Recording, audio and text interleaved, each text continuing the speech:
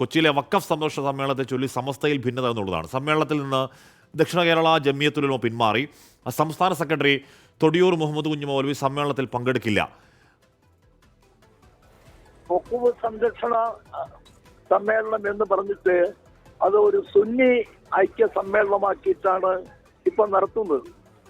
അത് പാണക്കാട് തങ്ങളെ ഒഴിവാക്കിക്കൊണ്ടാണ് ഈ സുന്നി ഐക്യം നടത്തുന്നത്. പാണക്കാട് തങ്ങന്മാരെ ഒഴിവാക്കിക്കൊണ്ട് കേരളത്തിൽ സുന്നി ഐക്യം നിലനിൽക്കില്ല, സാമുദായിക ഐക്യവും നിലനിൽക്കില്ല.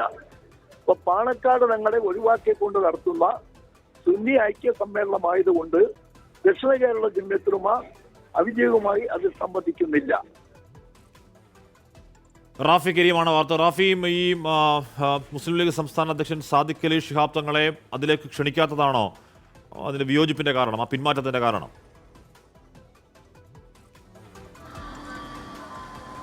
ഹാഷിമി, തീർച്ചയായും ഈ വഖഫ് സംരക്ഷണ സമ്മേളനം എന്ന് പറഞ്ഞുകൊണ്ട് കൊച്ചിയിൽ നടത്തുന്ന ഒരു സമ്മേളനം, അത് സംസ്ഥാനത്തെ 4 പ്രധാനപ്പെട്ട സുന്നി സംഘടനകളും ഒരുമിച്ച് നടത്തേണ്ടിയിരുന്ന ഒരു സമ്മേളനമാണ്. ഇന്ന് വൈകിട്ട് 5 മണിക്കാണ് കലൂരിൽ ഈ സമ്മേളനം നടക്കേണ്ടിയിരിക്കുന്നത്.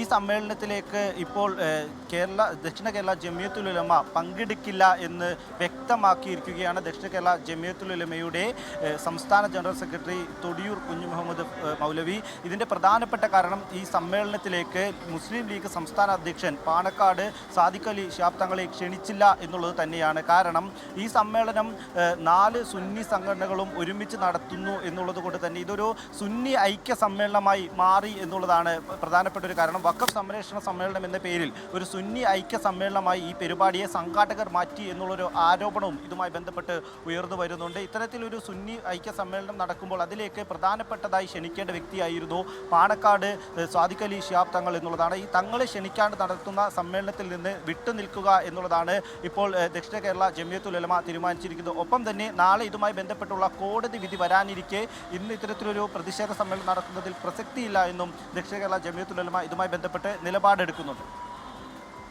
റാഫി കരീമാണ് ആ വാർത്തയുടെ വിവരങ്ങൾ നൽകിയത്. ലീഗ് സംസ്ഥാന അധ്യക്ഷൻ സാദിഖ് അലി ശിഹാബ് തങ്ങളെ ക്ഷണിക്കാത്തതുകൊണ്ടാണ് ഒരു വിഭാഗത്തിന്റെ പിന്മാറ്റം.